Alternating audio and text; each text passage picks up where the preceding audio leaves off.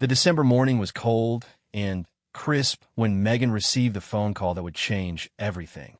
She was sitting in her Montecito home, watching Archie and Lilibet play in the garden, when her phone buzzed with an unknown international number. Harry was upstairs in his office, working on his latest project. "Hello." Meghan answered cautiously. "Meghan, it's Catherine." The voice on the other end was formal but not unfriendly. "I hope I'm not calling at a bad time." Meghan's heart skipped a beat. She hadn't spoken to the Princess of Wales in over 2 years, not since the family tensions had reached their peak. "Catherine, hi." "No, it's fine. How are you?" There was a pause before Catherine continued. "I'm calling because the king has asked me to reach out. He would like to extend an invitation for you and Harry to join us for the Christmas service at Sandringham this year." Meghan felt her breath catch. She looked out at her children playing, their laughter echoing across the California sunshine, and tried to process what she was hearing. That's unexpected." "I know it is," Catherine said gently. "Charles has been doing a lot of thinking lately. The cancer diagnosis changed his perspective on many things. He wants to heal old wounds, especially during Christmas. He believes family should be together during the holidays." Meghan walked to the kitchen window, watching a hummingbird hover near the feeder Harry had installed. "What about William? How does he feel about this?" Catherine was quiet for a moment. "William is coming around. It's in a process for all of us. But we all agree that enough time has passed. The children barely know their American cousins, and that doesn't seem right anymore. And the press? You know what they'll do with this." "The palace has a plan," Catherine assured her. "We want this to be about family, not headlines. There will be controlled access, limited photos, and clear boundaries. Charles has learned from past mistakes." Meghan sank into her favorite armchair, the one where she used to read bedtime stories to the children. "I need to talk to Harry. It's a lot to process." "Of course. Take your time." "But Meghan," Catherine's voice softened, "I hope you'll consider it. Charlotte asks about her cousins sometimes. She wonders why they live so far away." After hanging up, Meghan sat in the quiet of her home, feeling a mix of emotions she hadn't experienced in years. Hope, fear, excitement, and anxiety all swirled together. She thought about the last time she had been to Sandringham, how uncomfortable and isolated she had felt. But she also thought about her children, who deserved to know their grandfather and their cousins. When Harry came downstairs an hour later, he found Meghan still sitting in the same chair, staring out at the garden. "Everything okay?" he asked, settling beside her on the armrest. "Your father wants us to come home for Christmas," she said simply. Harry's expression shifted through several emotions before settling on surprise. "Dad called." Catherine did. "On his behalf." Meghan explained the conversation, watching Harry's face carefully. She could see him processing, just as she had been. "What do you think?" he asked finally. "I think I'm scared," Meghan admitted. "But I also think our children deserve to know their family. And maybe it's time." That evening, they put the children to bed early and sat on their back patio, discussing the invitation late into the night. They talked about the risks, the potential for things to go wrong, but also about the possibility of healing. They thought about Archie and Lilibet, who had only met their grandfather a handful of times and barely knew their cousins. "If we do this," Harry said finally, "we do it as a family. All four of us. And if anything feels wrong, we leave immediately." Meghan nodded, "And we set clear boundaries from the start. This isn't about returning to royal duties or obligations.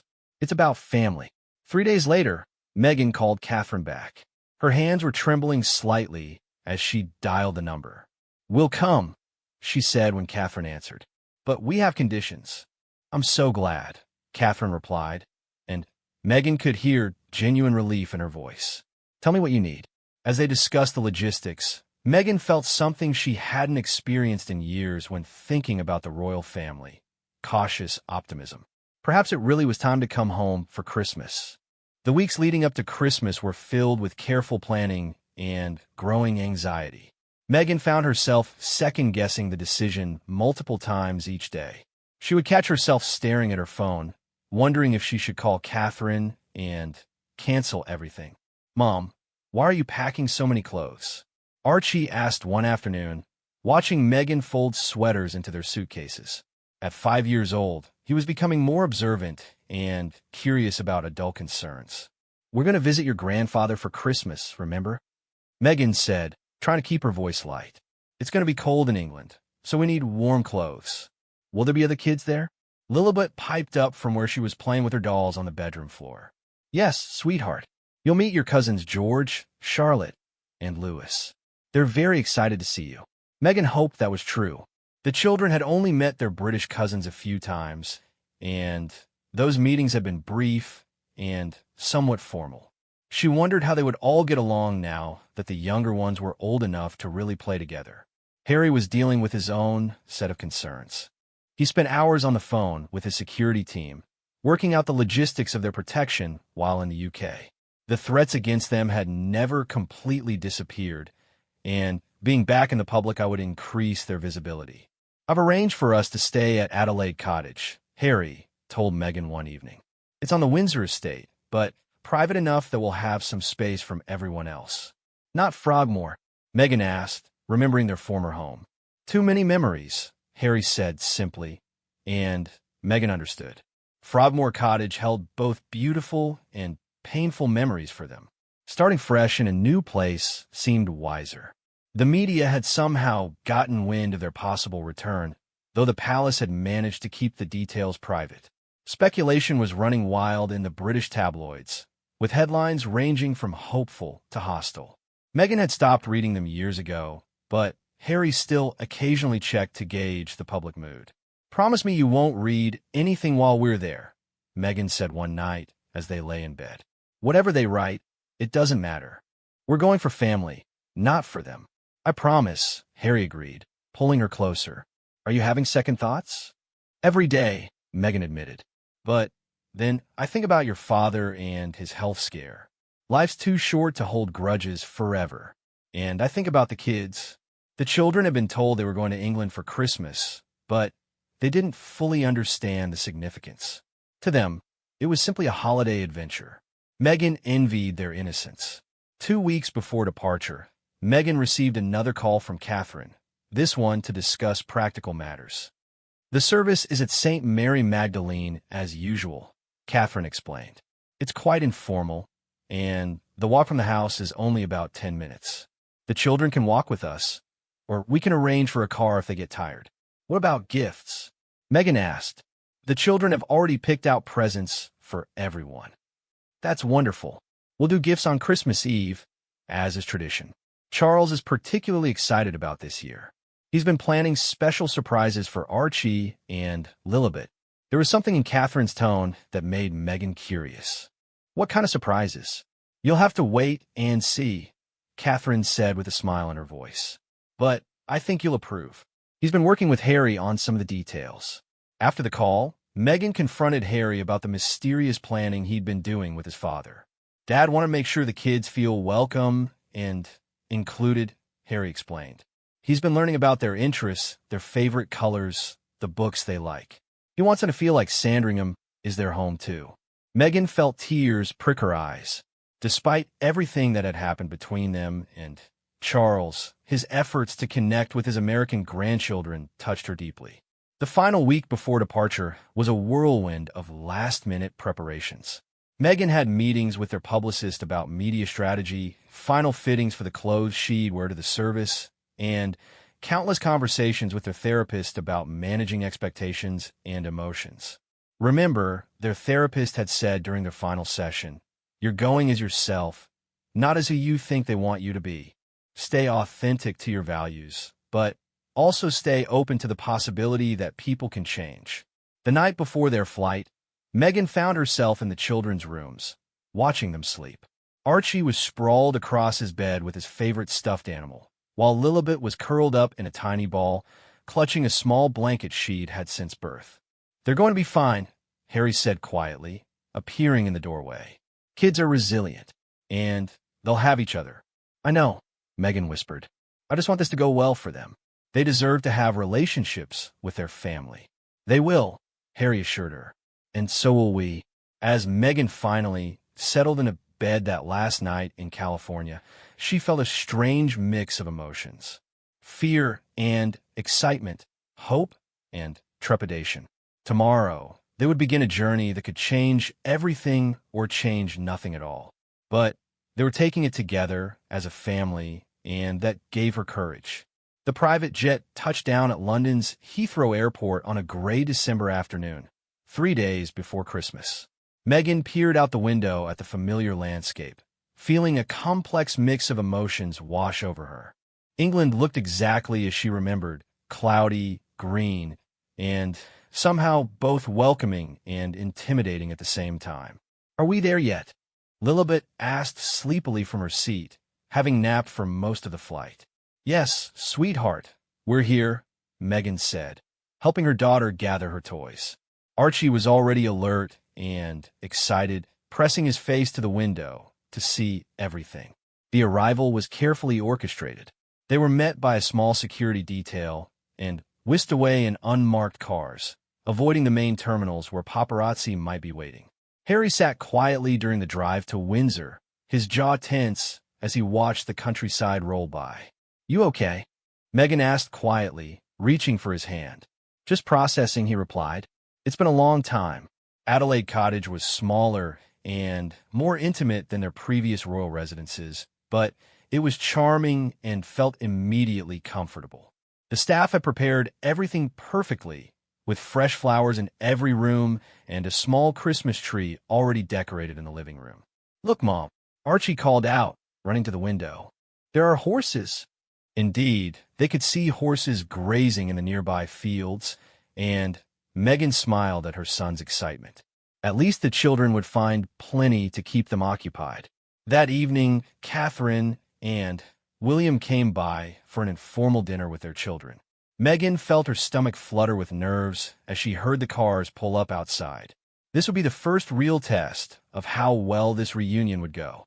George, Charlotte, and Louis bounded into the cottage with the energy that only children possess, and within minutes, all 5 children were playing together as if they'd never been apart.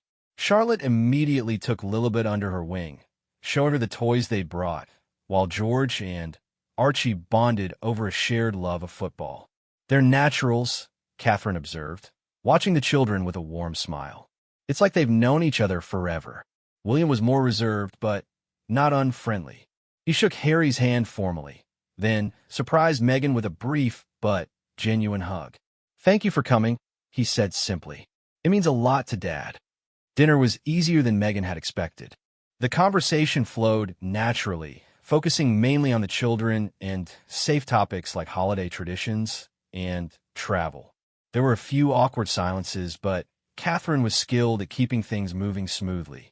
"Dad's been quite excited about tomorrow," William mentioned as they were finishing dessert. "He's planned a whole afternoon of activities for the children." "What kind of activities?" Harry asked. "Horse riding lessons with Charlotte's instructor, a treasure hunt around the grounds, and I believe he's arranged for someone to bring some puppies from the local rescue center," Catherine said with a grin. "He's pulled out all the stops." Meghan felt a warmth spread through her chest. Charles was clearly making an enormous effort to connect with his grandchildren, and she appreciated it more than she could express. The next morning brought their first real test, the arrival at Sandringham itself. As their car pulled up the familiar tree-lined drive, Meghan felt her heart rate increase. She could see photographers in the distance, held back by security barriers, their long lenses trained on the approaching vehicles. "Remember what we talked about?" Harry said quietly to the children. "Smile and wave if you want to, but you don't have to do anything you don't feel comfortable with." Charles was waiting at the front entrance, and Meghan was struck by how much older he looked since she'd last seen him. The cancer treatments had taken their toll, but his smile was genuine and warm as he watched his son's family approach. "Harry, my dear boy," Charles said, embracing his son tightly. Then he turned to Meghan, and for a moment, she wasn't sure what to expect. "Meghan," he said simply, but there was warmth in his voice as he kissed her cheek. "Welcome home. Thank you for having us," she replied, and she meant it. But it was when Charles knelt down to greet Archie and Lilibet that Meghan felt tears prick her eyes. He spoke to them gently, asking about their flight and their interests, showing genuine curiosity about their lives in California. Lilibet, who was usually shy with strangers, seemed immediately comfortable with him. "Would you like to see the horses?" Charles asked them. "I have some very special ones I'd love to introduce you to." The afternoon unfolded better than Meghan had dared to hope. The children were in their element, running around the vast Sandringham grounds, playing with their cousins, and soaking up the attention from their grandfather and aunt and uncle. Harry seemed to relax as the day went on, falling back into comfortable patterns with his father and brother. Meghan found herself in quiet conversations with Catherine and, even with Charles, discussing everything from the children's education to their life in California. The conversations weren't forced or overly emotional. They were simply normal family discussions, the kind she'd been hoping for. That evening, as they put the children to bed at Adelaide Cottage, Archie looked up at his mother with bright eyes. "Mom, I really like it here," he said. "Grandpa Charles is funny, and Charlotte taught me how to curtsy." Meghan laughed. "Did she now? And why did you need to learn that?" "For tomorrow, at church," Archie said matter-of-factly. "Charlotte says it's important to show respect." As Meghan tucked her children into their beds, she realized that the day had given her something she hadn't expected, a sense of peace. Maybe, just maybe, this Christmas would be the beginning of healing for all of them. Christmas Eve dawned crisp and clear, with a light dusting of snow on the Sandringham grounds. Meghan woke early, feeling a mixture of anticipation and nervousness about the day ahead. Today would be filled with royal Christmas traditions, some familiar, some new to her children. "Mommy, look," Lilibet called from the window. "Everything is white." Both children were enchanted by the snow, having grown up in sunny California where such weather was rare.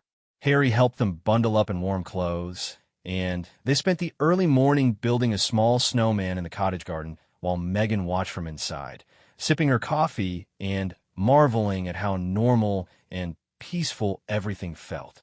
The first tradition was the Christmas Eve lunch at the main house, followed by the gift exchange. Meghan had carefully selected presents for everyone, thoughtful items that reflected her family's life in America while acknowledging British traditions. For Charles, she had chosen a beautiful coffee table book about California gardens, knowing his love of horticulture. For Catherine, a handmade scarf from a local Montecito artisan. When they arrived at Sandringham House, they found the family gathered in the sitting room, which was beautifully decorated with a massive Christmas tree and garland throughout.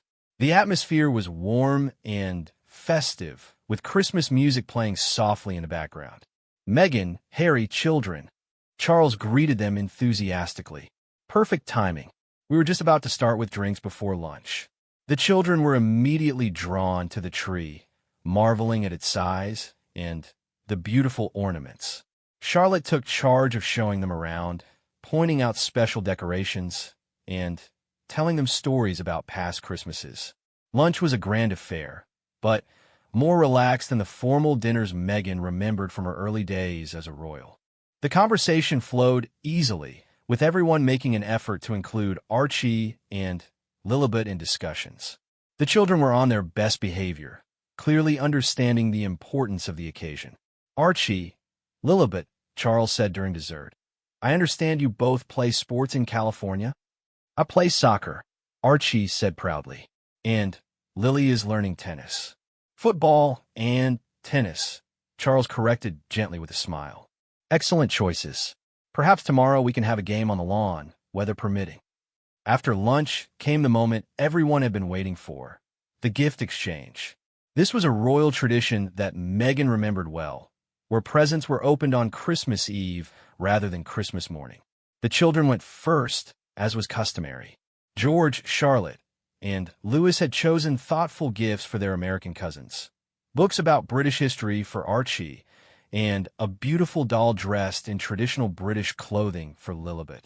In return, Archie and Lilibet gave their cousins items from California: beach toys, seashells they collected themselves, and American candy. When it was time for the adult gifts, Meghan felt nervous. She watched as Charles opened her book about California gardens, his face lighting up with genuine pleasure. "This is wonderful, Meghan," he said, flipping through the pages. "I've been wanting to learn more about drought-resistant gardening. Perhaps you could tell me more about your own garden sometime?" Catherine loved her scarf, immediately wrapping it around her shoulders and admiring the soft fabric. "It's beautiful and so thoughtfully made. Thank you."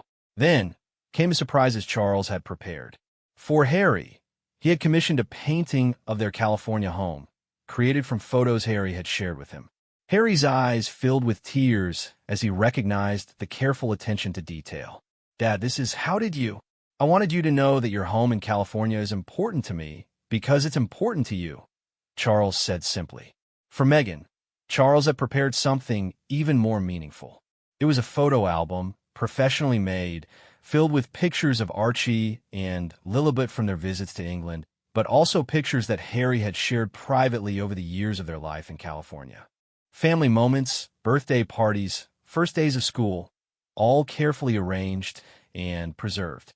"I realized I was missing too much of their childhood," Charles said as Meghan leafed through the pages, her eyes growing misty. "I wanted to show you that even though we've been apart, you've all been in my thoughts." But the biggest surprises were for the children.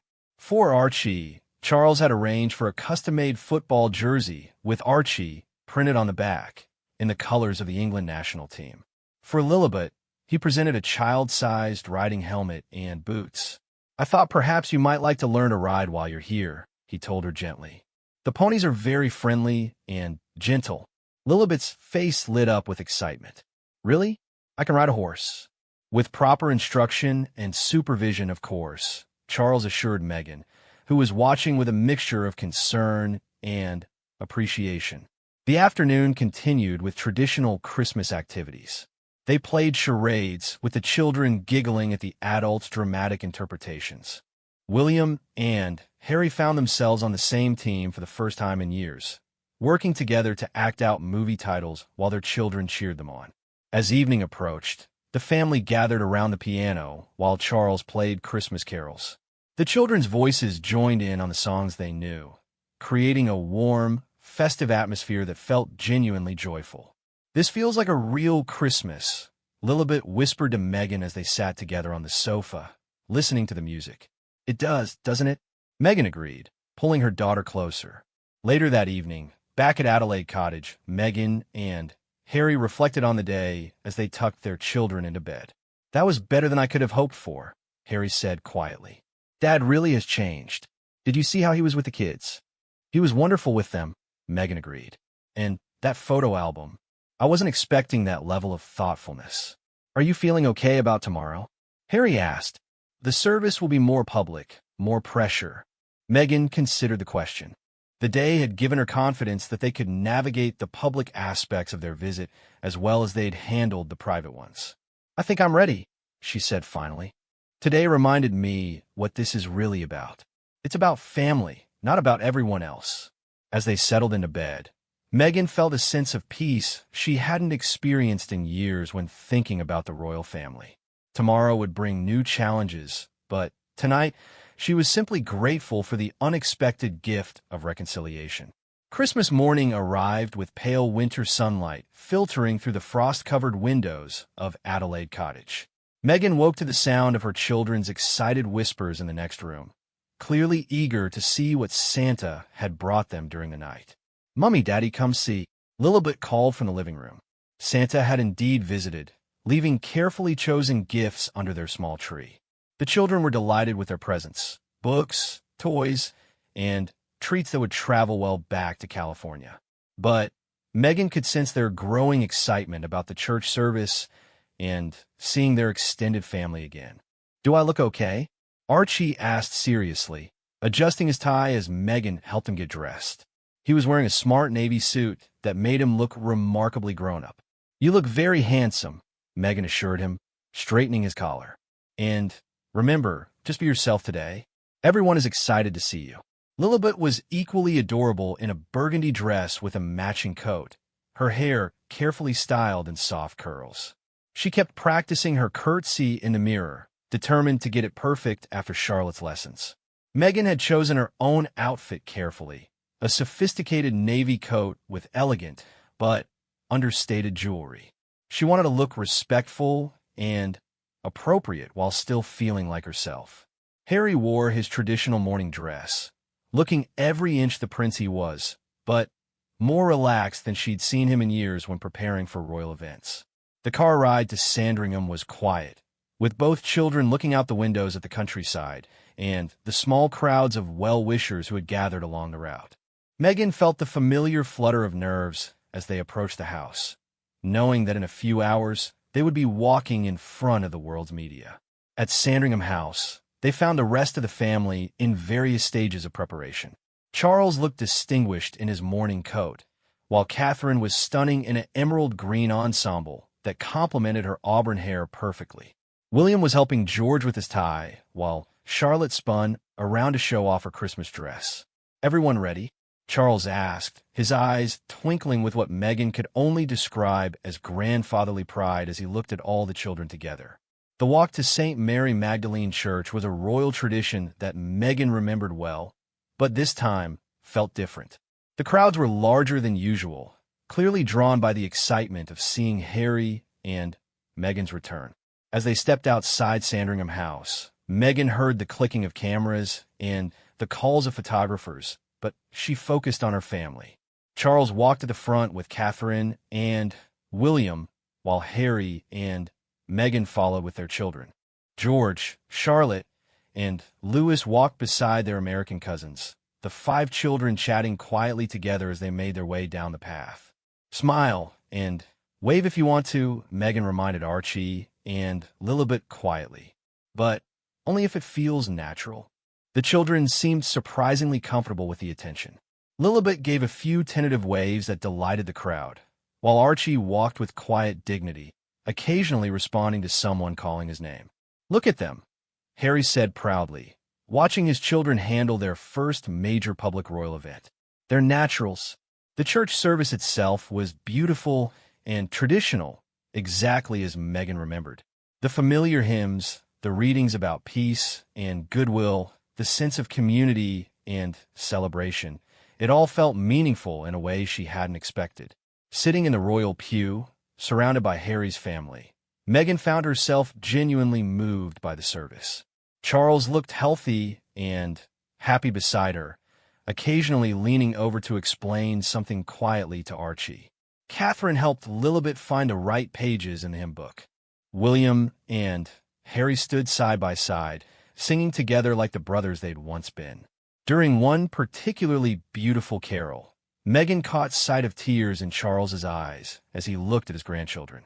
The emotion on his face was unmistakable, pure joy at having his family together for Christmas. After the service, there was the traditional meet and greet with local residents who had attended. Meghan watched as Charles introduced Archie and Lilibet to people who had known Harry since he was a child, saw the pride in his voice as he talked about his American grandchildren. "They're lovely children," an elderly woman told Meghan warmly. "You should be very proud." "Thank you," Meghan replied. "They've been wonderful today." The walk back to Sandringham House felt triumphant. The children were tired, but happy, chattering about the service and the people they'd met. The adults seemed relaxed and genuinely pleased with how everything had gone. Christmas lunch at Sandringham was a grand affair, with multiple courses and traditional British holiday foods. The children sat at their own table, supervised by nannies but clearly enjoying their independence. Meghan found herself in easy conversation with family members, discussing everything from their travel plans to future visits. "You know," Charles said during dessert, "I hope this won't be the last time we see you for such a long stretch. The children are growing so quickly, and I hate to miss any more of it." "We'd like that too," Harry said, and Meghan was surprised to realize she genuinely agreed. Later that afternoon, as they prepared to leave for their final night at Adelaide Cottage, the goodbyes were emotional but not final. Plans were already being discussed for future visits, both to England and potentially for Charles to visit California. "Thank you for today," Meghan said to Catherine as they hugged goodbye. "For everything, really. You helped make this possible." "Thank you for being brave enough to come," Catherine replied.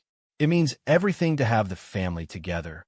Charles's goodbye was particularly touching. He hugged each of his grandchildren tightly, promising to write to them and asking them to send him pictures from their adventures back home.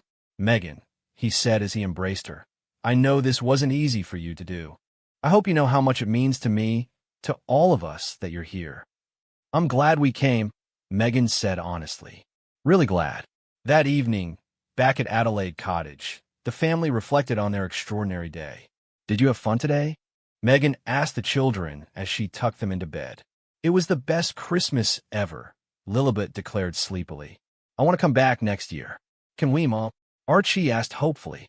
"Grandpa Charles said he'd teach me to fish in the summer." "We'll see," Meghan said gently, but she was smiling as she said it. Later, as she and Harry sat together in the quiet cottage, Meghan felt a sense of completion she hadn't expected. "I think we did the right thing," she said finally. "I know we did," Harry replied, pulling her close. "For the first time in years, I feel like we have our family back. All of our family." As they prepared for their flight home to California the next day, Meghan realized that this Christmas had given them all something precious. The possibility of moving forward together, stronger than they'd been before.